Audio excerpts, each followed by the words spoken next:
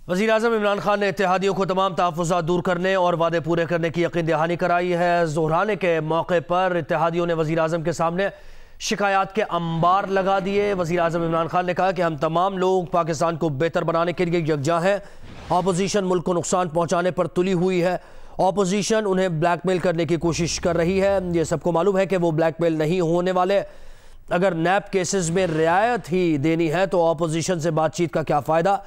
आइंदा 2.5 साल हुकूमत और इत्तेहादी कोशिश करेंगे और बेहतर कारकर्दगी दिखाएंगे और अगला इलेक्शन कारकर्दगी की बुनियाद पर जीतेंगे। महंगाई पर काबू पाने के लिए मुस्तकिल बुनियादों पर काम कर रहे हैं। ज़ोहराने में MQM और GDA ने सिंध हुकूमत से मुताल्लिक़ तहफ़्फ़ुज़ात का इजहार किया। नुमाइंदा जियो न्यूज़ अयाज अकबर यूसुफजई ने हमें ज्वाइन किया। अयाज, कहिएगा इजलास से मुताल्लिक़ आपके पास क्या डिटेल्स हैं? जी बिल्कुल, आज ये अहम इजलास था और इस इजलास में वज़ीर-ए-आज़म ने अपने तमाम इत्तेहादियों को मदऊ किया था, लेकिन 2 इत्तेहादी BNP मैंगल और एक अहम इत्तेहादी मुस्लिम लीग काफ इस इजलास में और इस दौराने में शरीक नहीं हुए।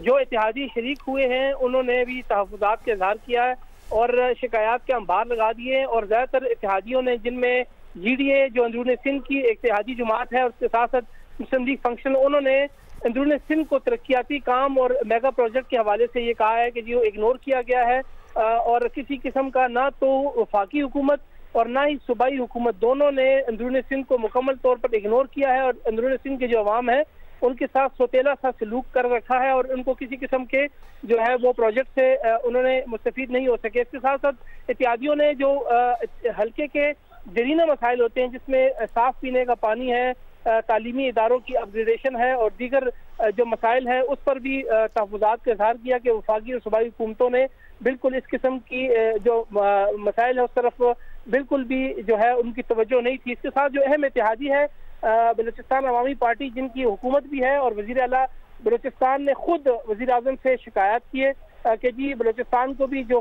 हक है वो नहीं दिया जा रहा। तकारीर में और फंक्शंस में तो कहा जाता है कि हुकूक बलूचिस्तान के हवाले से और जो बलूचिस्तान पैकेज है उस हवाले से बारहा ऐलानात किए गए, लेकिन अभी तक प्रैक्टिकली या मटीरियली कोई भी काम होता हुआ सामने नजर नहीं आ रहा और बलूचिस्तान की आवाम जो है वो दिन ब दिन वो इसी जो है वो मसाइल से दो चार है कि उनको किसी किस्म का जो बलूचिस्तान के हुकूक के हवाले से ऐलानात किए थे उस पर कोई अमल दरामद होता नजर नहीं आ रहा।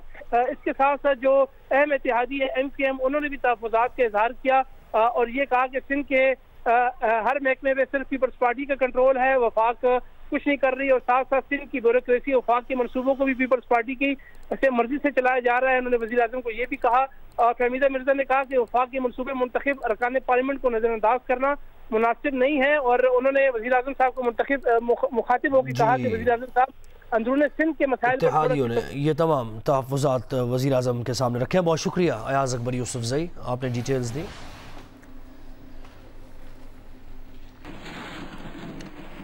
रहनुमा ख़ाफ़ लीग मोनी सिलाई कहते हैं कि हमारा PTI से इत्तेहाद बोझ की हद तक है। हमारे मुआहदे में इमरान खान के खाने शामिल नहीं। वफाकी वज़ीर तारिक बशीर चीमा का यह कहना था कि हुकूमत ने 2 साल से पूछा तक नहीं, ख़ाफ़ लीग के तहफ़्फ़ुज़ात का अज़ाला नहीं किया गया, ना उन्हें मुशावरत में शरीक किया, ना किसी फैसले पर एतमाद में लिया गया। और BNP मैंगल के रहनुमा सेनेटर जहाज़ेब जमालदीनी ने जियो न्यूज़ से गुफ्तगू में बताया कि उनकी पार्टी को वज़ीर-ए-आज़म हाउस से ज़ोहराने की दावत मिली थी, ताहम वज़ीर-ए-आज़म के ज़ोहराने में शिरकत न करने का फैसला किया गया। BNP के किसी भी मुतालबे पर पेशरफ्त नहीं हो सकी। मुतालबात पर अमल दरामद होता तो ज़ोहराने में शिरकत का कोई जवाज़ होता।